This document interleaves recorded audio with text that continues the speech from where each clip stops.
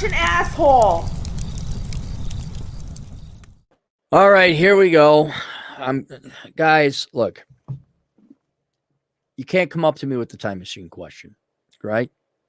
And I understand you're misled. No one to teach you. All right. But please, please, please, please buy this before you're 17 or 18. Okay. Before you start signing contracts.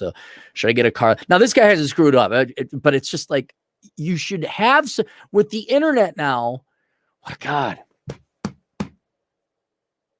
God, I hate to say I'm going to have to do an original. I'm going to have to talk about how young men have to abandon their fathers.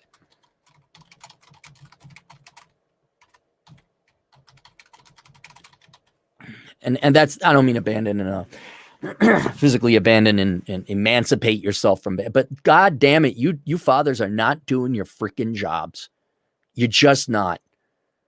And I know you get divorced and all that, but Jesus, you guys do not prepare these boys for anything. And finances are certainly one of them. And the dark realization I had is like, you boys should know now to go to the internet and look this stuff up. But that by default makes the assumption, because your dads have failed you in the past, you can't go to your dads because your dads themselves don't know. They still got debts at 42 years old. Maybe if I do dishes and chore play, my wife will sleep with me again. Listen to me, son. I know what I'm doing. I got some gray hairs. So please, can you guys, if you know some young boys, young men, young girls too, this, I know it's bachelor, but apply to women as well. They just won't listen. Give them that book. All right. So let's go here. Hey, Cappy, please do a cost-benefit analysis on whether or not financing a car is justified in my situation. Why can't you do it yourself? Every financial decision you're going to make, you're going to outsource it. I understand, and I'm glad you did. You contacted me about this. I'm glad, but let's get to to where you could do it on your own. And I know I just did a video. Hey, before you make a major decision, I got it. But I mean, I'd like it like, okay, basic fourth grade math. Mathematical proof as you see fit. I'm not providing you mathematical proof. I'm just going to do some number and calculated cost benefit analysis in my head. I recently started a job as a company, a thing, making $22 an hour, and you're compensated. Oh, now we're doing Canadian. Oh, we got the exchange rate. Now we're going to kilometers. 52 Canadian cents per kilometer driven plus benefits. I did my due diligence. And it seems my boss and the organization are not too terrible. I currently drive a salvage vehicle, 2010 model, 110,000 kilometers driven. Okay, that's pretty low for today's cars. The cars, thankfully, one good thing, thankfully, about newer cars is they are higher quality. No engine issues so far, but since it's almost 12 years old, I'm starting to be concerned about its reliability. At 11 years old, here's one thing you could do. This would be very good money for you to invest in. Okay. And you should. Yeah, this is money you have to spend. So don't feel guilty about doing it. At 110,000 kilometers, go and get the scheduled maintenance done on this vehicle. Look it up on the internet, go in, because after 10 years, things start to go like the seals and plastic and rubber starts to dry out. Certain things need to be replacing, not because of the mileage. That's kind of a low mileage car, actually, or kilometerage. Is that a word? Kilometerage? It's a low kilometerage car. Your engine and things should be pretty good, but the timing belt might need replacing. Certain things just go over time, and it has nothing to do with the kilometerage. So I would drop the $1,000 on that if you got that. I'm starting to be concerned about its reliability. I bought it for cash for 4.5. Bravo. Good. Very good. I've had it for 3 years. I'll be using my car 6 to 12 hours per day. And to keep my employment, I need to have a good, reliable car. I'd like to know if it's mathematically worth for me to finance a cheap vehicle. All right, let's start right here. You have a pretty good, reliable car. I wouldn't worry about it. What I would do, though, is instead of buying a new car, and we're going to get to that as well, get this one tuned up, get the scheduled maintenance. you should be all right. And keep in mind, there's no world where the car won't break down. There's always a chance it will break down. You could get in an accident, all right? And we're going to get to having a backup car later. But right now, that's a relatively new car, low kilometerage, and some things may go. So work up a little bit of extra money, find out what the scheduled maintenance is, and then your mechanic should say, oh, yeah, there's this or that ought to be done or something. Don't go in there like, what should I do to my car? Say, I want the scheduled maintenance done on this. If you want, be assertive. Look up what the scheduled maintenance is for its kilometerage and its years and have them do those things. And then they might find out, oh, yeah, this thing you got to do, like, oh, okay, then have it done. And that should take care of your problem for the foreseeable future. But yeah, scheduled maintenance, man, you do the scheduled maintenance, your car could easily make it to 200 kilometers easily. Cause that's like, 5 miles. I like that. Relevant background, debt-free, good man. I have a credit score of 620 to 630. Does that translate to US as well? That's kind of an average. Really? What? Hang on. We're learning a lot about Canada.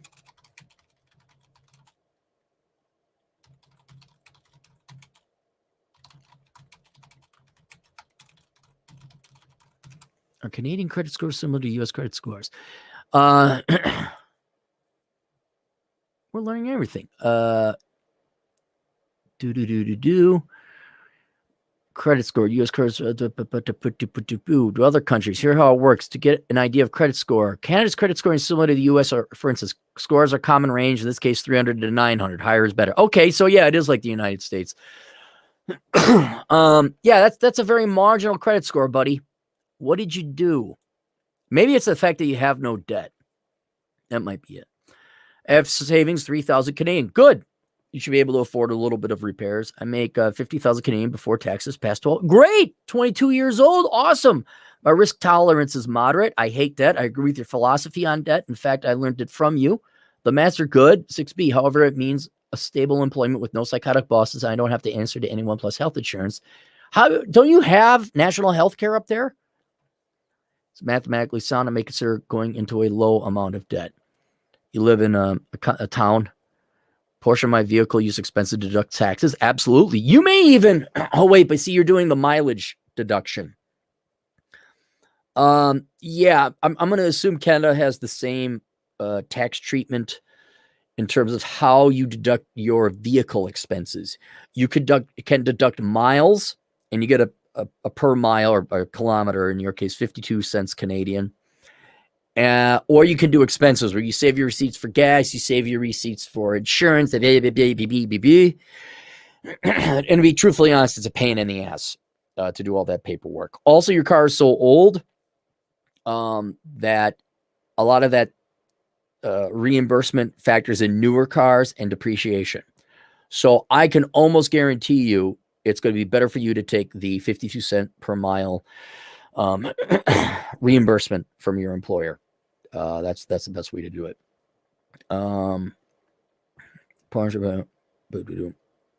yeah, you should probably, because you'll get reimbursed, and then you should save your receipts so you can write that off. So yes, absolutely. Yeah. Now that I think about it, I should have talked to Chad about it. Now I think about it, yeah, you save your receipts, your gas, car repairs, maintenance. Yeah, man, you're kind of technically self-employed in this regard. Any expense you drop on your car is now a tax deductible expense. It should be the same way in Canada. Should be the same way. Hopefully somebody, Canadian tax guy, could put the comments down below. I plan to be on this job for about 2 to 3 years, no more than 3. I'll be joining the military within 3 years per your prescription. Good. I don't know what mathematical principles or equation used to aid in my decision process making. Please walk me through how you'd solve this with math. It's just, okay, it is a cost benefit analysis. What it boils down to, it's not that we could do a cost benefit analysis where what's your new car going to cost, and we're going to amortize it over 3 years of you using it, and what percent is going to be mile, what percent is going to be personal. No, simpler. You got a pretty good car. You got a pretty good, reliable car with very moderate mileage or kilometerage. All right. and it's going to be cheaper for you to invest in that car, $1,000 or whatever. I mean, you got to find out. You're the mechanic might find something like, whoa, this is about to go, man. There's a crack in the engine or something like that. Okay, now, then you get to go look at a new car. But right now, that car is relatively new enough that it should last you 3 years if you do the scheduled maintenance. You also, what I like very much, my God, you listen to me. Almost have a tear welting up, except they removed my tear ducts as well as my heart many years ago. You got 3,000 Canadian savings. That's good. That's good. So you should be able to take 1,000 and go ahead and do that. Kind of get your car, it's scheduled maintenance. And that, what I'm looking at is like $1,000, maybe 1,500, unless there's something really wrong. But yeah, man, like $1,500 or less, you get your car up to ship shape, and there you go. Now, if you're concerned about this because a car is required, in the olden times, this is where family and community would be part of it. Like, hey, can I borrow your car, man? I got, but conservatives, libertarians, we wouldn't do that anymore. We can't even let people, crash on a couch or drive people to airports or just leave them alone because you failed to tuck a chair underneath the kitchen. That's where your friends are now. All right. So you can't rely on your friends. But this would be a case where having community and having the support of family would help. But I'm going to assume that your conservative libertarian friends up north are just like them down here in the United States, worthless. So you got to do this on your own. The first thing I would do, again, and I don't know how Canadian insurance works, but you should be able to get liability only insurance. And if you got a space for it, I would get yourself another car. Plus, you're in a town that gets really cold. So for that reason alone, you don't want to have it like where your car is broken down in a Canadian winter. You want to have another car that's backed up. So I would work for now. Your car should pretty reliably make it through the winter. And I would kind of bank on that. You got to have a little bit of faith in something. But one of the first things I would do, in addition to replenishing your reserve funds, in case there's another car repair, get it back up to 3,000 Canadian, ideally 5. Then I'd start saving money for another used car, a new used car. And here's what's great about your secondary used car. It can be an absolute piece of junk as long as it runs. Couple benefits of this. One, you get to learn to work on the vehicle. All right. Mechanic skills are good to learn. Although I don't know if you had a garage to work inside in Canada, which is going to be a problem during winter. But then it just has to last long enough for your other car to get out of the shop. All right. And this happened to me many times in my younger 20s and even going into my 30s, where I had 3 cars at one time and 2 went down multiple times. Thank God I had that third. So having a second, yes, that reliable. And so I'm talking, I don't know what prices of cars are in Canada right now, but like if you could find a $2,000 vehicle, just something that runs, it's street legal. All right. Do it. Now you send me another email here. So that's the general strategy. So take your money, invest it in the current car you got, should be fine. Down the road, after replenish your money on your emergency reserve savings funds, then start 3 years from now. So like a year goes by. You should have enough money to buy yourself a piece of crap. Prepared to blah. My province, all cars to be insured must pass a roadworthiness inspection. There are cars worth $4,800 and up that pass that inspection. So I'm 2,000 short. All right, so you gotta get 5,000.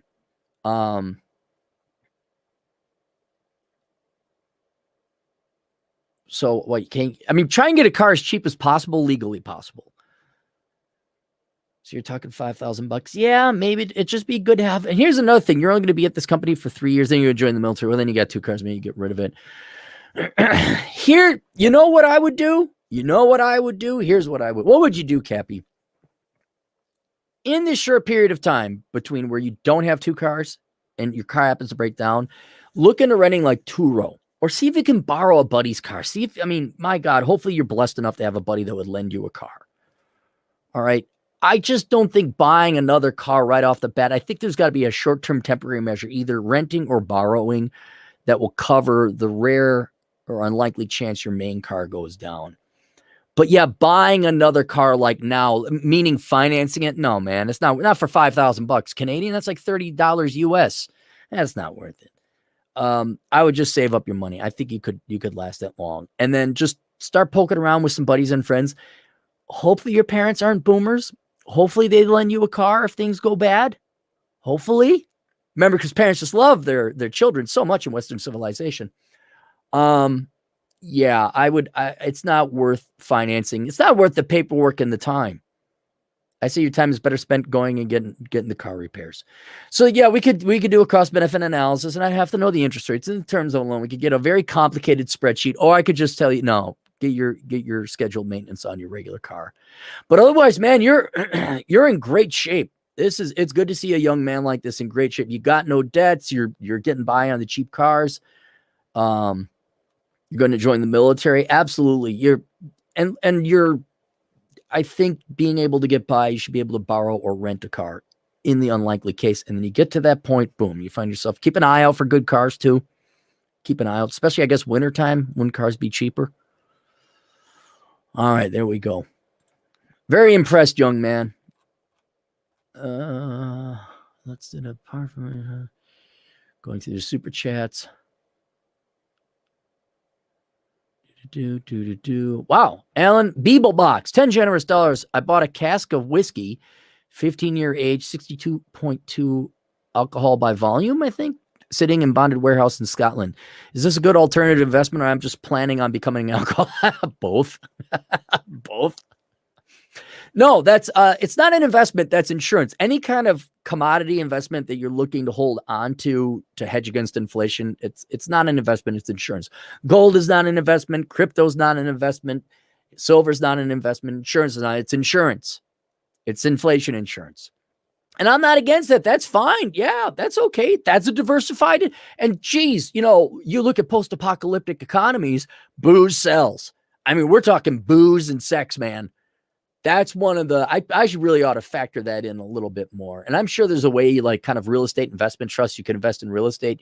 You could also invest in spirits from an investment standpoint.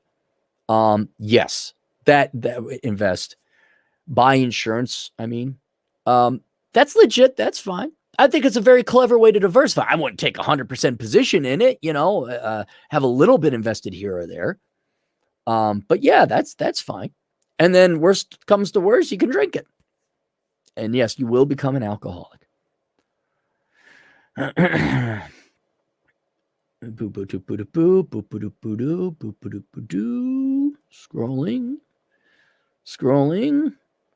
Juan, the Aztec Patriarch. Yeah, he's a mechanic. $5. I've yet to meet the person that financed a car and came out on top. Thank you, Juan. Having a used spare car is more important than financing a new car. There we go.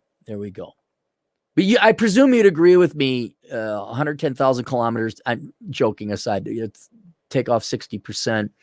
It's like 70,000 miles, right? 110 divided by 1.6.